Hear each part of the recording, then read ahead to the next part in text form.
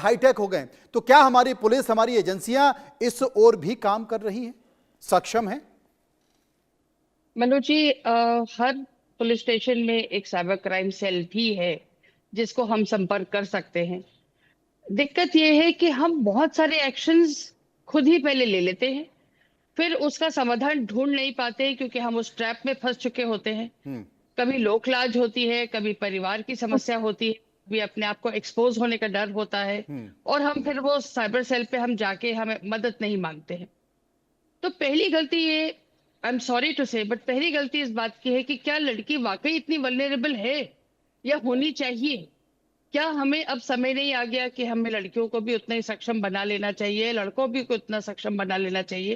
That they need to be aware hmm. कि हम इतनी जल्दी ट्रैप में ना फंसे। और हम फंसते हैं, इतना सब कुछ होने के बावजूद भी, इतना सब कुछ रोज न्यूज देखने सब समझने के बावजूद भी हम ट्रैप में फंसते हैं। पहली बात तो ये। हम्म। दूसरी बात, हर पुलिस स्टेशन में बाय ऑल मींस एक चाइल्ड प्रोटेक्शन डेस्क, एक चाइल्ड डेस्क वैसे कही गई है।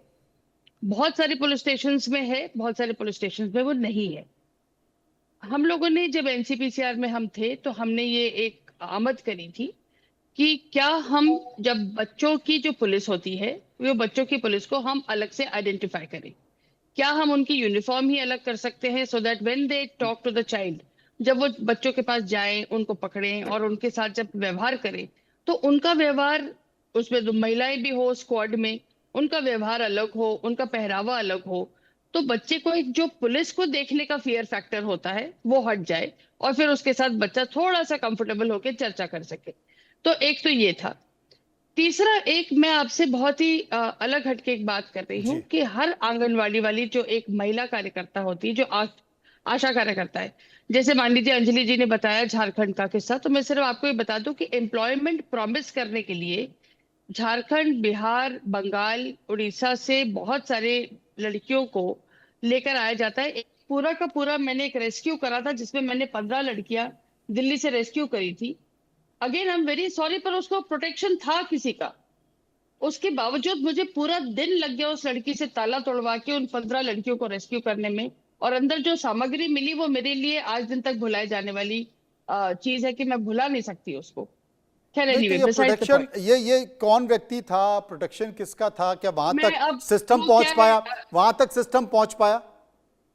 मेरे साथ सिस्टम था क्योंकि मैं अड़ी रही, और मैंने उस दिन वो जमीन पर रहकर, जमीन पे बैठ के, सड़क पे बैठ के वो लड़ाई लड़ी, तो वो सिस्टम को हार माननी पड़ी, और फिर उन्होंने, हमने वो 15 लड़कियां रेस्क्यू करी। हम्म। बहुत लंबा चला वो पूरा दिन भर वो प्रोसीजर।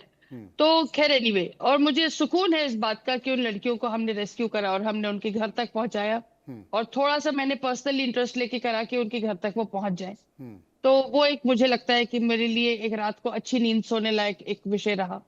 लेकिन एक और बात जो मैं बोलना चाह रही हूँ वो ये कि हर आशा कार्यकर्ता, उसके पास कुछ लिमिटेड घर होते हैं, उसके पास रिस्पॉन्सिबिलिटी होती है कुछ लिमिटेड घरों की देखभाल करने की। हम्म। यदि वो आशा कार्यकर्ता अब 24 घंटों में ये पता लगा ले कि इस परिवार में से, इसमें से ये बच्ची या बच्चा गायब हुआ है, तो मुझे लगता है कि, मैंने तो खैर पूरा एक सिस्टम डेवलप करा था, वो अभी पास हो नहीं पाया, पर वो दिक्कत ये है कि अगर हम उस सिस्टम को फॉलो कर ले हम्म। कि 6 से 12 घंटे के अंदर अंदर अगर हम इस चीज को रिपोर्ट कर दें, तो मुझे लगता है बच्चा किसी भी ट्रेन में भी बैठा हुआ हो, किसी एक गांव से दूसरे गांव में भी गया हुआ हो, तो हम बहुत आसानी से उसको ट्रैक कर सकते हैं। जी। बट एनीवे, एक सिस्टम डेवलप करा जा सकता है जिस सिस्टम को हम बिल्कुल ग्राउंड रिपोर्टिंग के साथ तैयार कर सकते हैं, और एक सेना तैयार हो सकती है जहां पे हम इस चीज को बिल्कुल ब्लॉक करके बंद कर सकते हैं। लेकिन लेकिन हो नहीं दिक्कत ये है, पाया, हो नहीं पाया। नहीं, अब वो जी हो जी। नहीं पाया कि कारण अलग है, क्योंकि वो प्रेजेंट करा, प्रेजेंट करने के बाद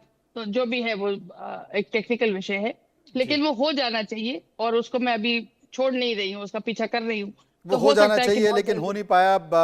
AK जैन साहब, आपने देखा, क्योंकि अगर अगर एनसीपीसीआर की सदस्य को जमीन पर बैठना पड़े, व्यक्तिगत होकर लड़ाई लड़ना पड़े, और उसके बाद उन महिलाओं को, उन बच्चियों को छुड़ाना पड़े, और उसके एक व्यक्ति है जो उनको प्रोटेक्ट कर रहा था, उसके पीछे था, स्वाभाविक तौर पर कोई माफिया होगा, कोई नेता होगा, वो किसी से जुड़ा होगा, और पूरा सिस्टम उनके चंगल में होगा। अब सबसे बड़ी बात है, समाज की एक सच्चाई तो ये है, समाज की दूसरी काली सच्चाई ये भी है जैन साहब, एप्स्टीन फाइल आपने देखी होगी, आजकल तो बहुत चर्चाओं में है, बड़े बड़े लोग जो पूरी दुनिया को चलाते हैं, सिस्टम में चलाते हैं, ऐसे ही सिस्टम को चलाने वाले लोग हमारे समाज में होते हैं और वो इससे काली सच्चाई से जुड़े होते हैं और समाज में कोई व्हाइट चोला पहने होते हैं। सबसे बड़ी बात है कि जिसका जिक्र दिव्या गुप्ता जी कर रही हैं कि आप एक जिम्मेदार पद पर हैं, आपको अधिकार है, सरकार ने नियुक्त भी इसी के लिए किया है, उसके बाद आपको रोड पर बैठना पड़े और आपको ऐसे लड़ना पड़े जैसे आपके परिवार का कोई सदस्य है, तो अब सिस्टम कैसे ठीक होगा? जैन साहब। नहीं, देखिए, ये इसमें कोई दो राय नहीं है कि पॉलिटिकल प्रेशर्स पड़ते हैं। मैंने अपनी सर्विस में ऑब्जर्व किया कि जब रेड लाइट एरिया से लड़कियों को रेस्क्यू किया, वो उनके माँ बाप नहीं थे जिनके साथ वो मिली, छोटी बच्चियां थी जिनकी ग्रूमिंग वो कर रहे थे। सुप्रीम कोर्ट तक उन्होंने केस लड़ा जिससे कि उनको लड़कियों की कस्टडी मिल सके। तो इससे स्पष्ट है कि कितना इसमें प्रॉफिट्स हैं और कितना इसमें स्टेक पे है। और ये पॉलिटिकल प्रेशर और तरह तरह के जो हैं वो हम लोगों ने बहुत यंग सर्विस में बहुत फेस किए, और पॉलिटिशियन से लेके एमएलए से लेके एमपी से लेके उनकी नाराजगी फेस करी। उन्होंने कहा कि भाई ये क्यों इतनी रेड्स की जा रही हैं, क्यों इतनी रिकवरीज की जा रही हैं। तो वेस्टेड इंटरेस्ट तो इसमें है ही, और लोअर लेवल के कभी कभी बहुत से पुलिसकर्मी या अन्य विभागों के लोग इसमें सम्मिलित हो जाते हैं और उसका हिस्सा बन जाते हैं। इसमें बहुत काम करने की ज़रूरत है।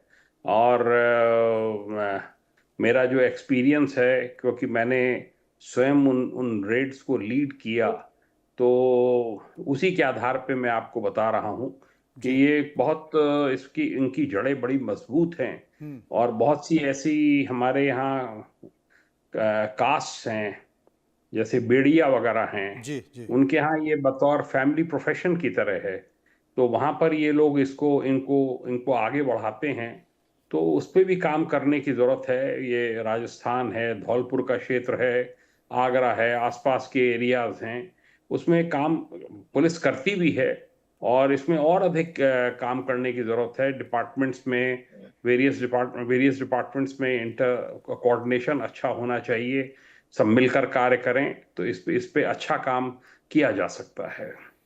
अच्छा काम किया जा सकता है। जिसका जिक्र जैन साहब कर रहे थे कि बहुत सारे ऐसे समुदाय हैं, ऐसी जातियां हैं जहां पर इस तरह की चीज़ों को बढ़ावा दिया जाता है, माना जाता है, उनकी परंपरा है, उनकी मान्यता है। लेकिन हम लोग चांद पर पहुंच गए, राम मंदिर बना लिया, ये तो बहुत छोटी छोटी समस्याएं रेखा शुक्ला जी बहुत खत्म की जाती है अगर समाज और सिस्टम साथ में हो जाए। लेकिन बावजूद अगर नहीं खत्म हो रही हैं तो समाज का कोई बड़ा सिस्टम या बड़ा वर्ग है जो चाहता है कि ये चलते चलते रहने दिया जाए। मनोज जी, मैं अभी आपके जो ये सीरीज है उसमें देखा मैंने कि हमारे एक बीजेपी के नेताजी बोल रहे थे कि फ्री इंडिया है, आज़ाद भारत है, कोई भी कहीं भी जा सकता है। और ये जो आंकड़े आप पेश कर रहे थे वो झूठे हैं, किडनैपिंग नहीं होती है। मुझे समझ में नहीं आता है कि कैसे हम निठारी कांड इतनी जल्दी भूल भूल गए। कैसे हम यूपी में अभी एक हफ्ता पहले बांदा के एक कोर्ट ने दंपति को जो डेथ सेंटेंस सुनाया है, उन्होंने 33 बच्चों के साथ सेक्सुअल असॉल्ट किया, क्या वो न्यूज़ नहीं पढ़ी गई? समाज और सरकारी तंत्र, इन दोनों को मिलकर काम करना पड़ेगा।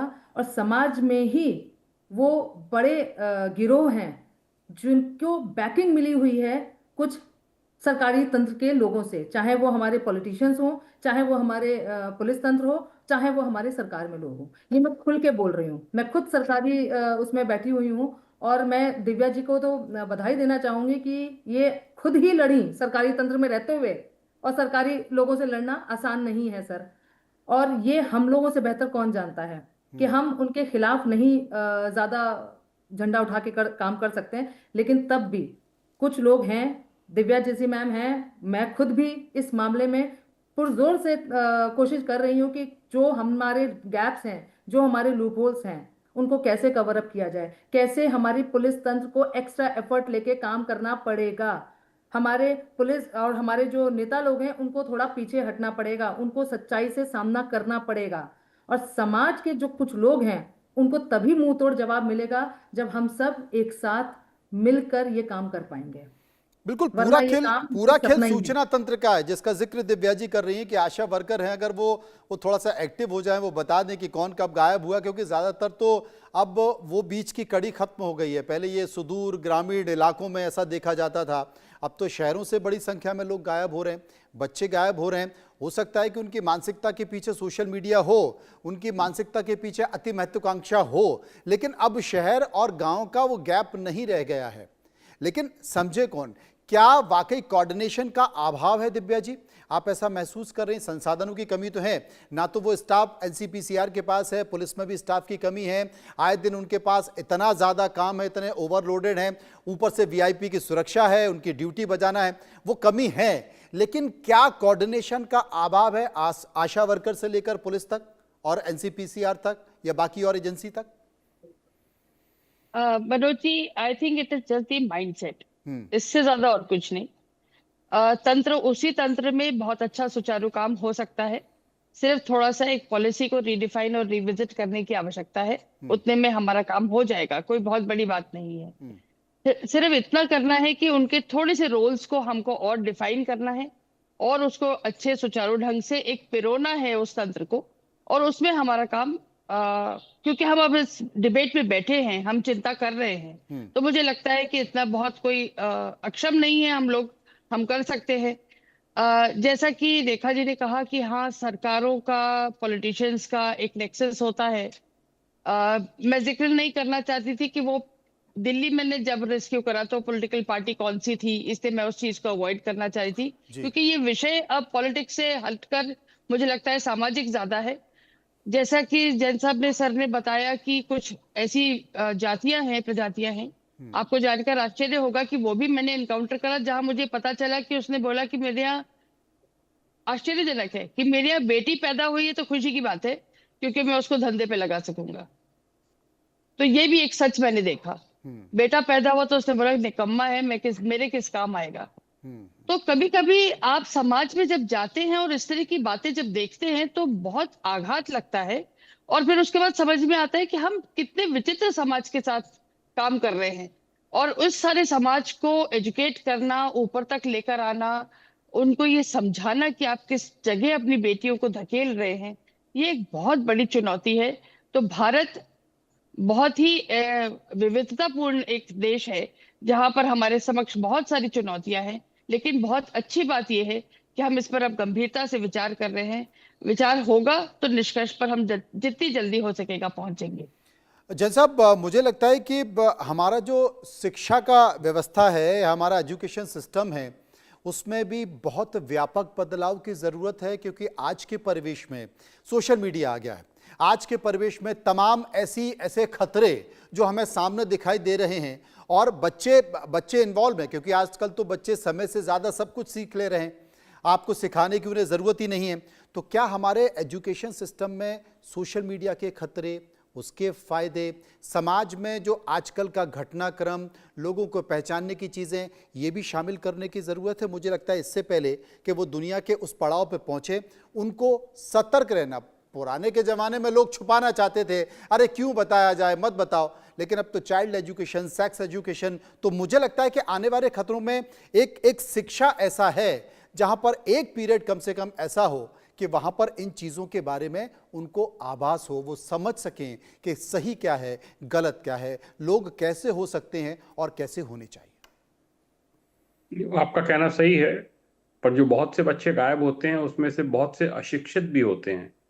जो रेलवे स्टेशनों से हमने रिकवर करे, वो पता चला घर से भागे हुए थे, या घर में ऐसी खराब परिस्थितियां थी कि वो छोड़ दिया उन्होंने घर, और उसमें अशिक्षित थे।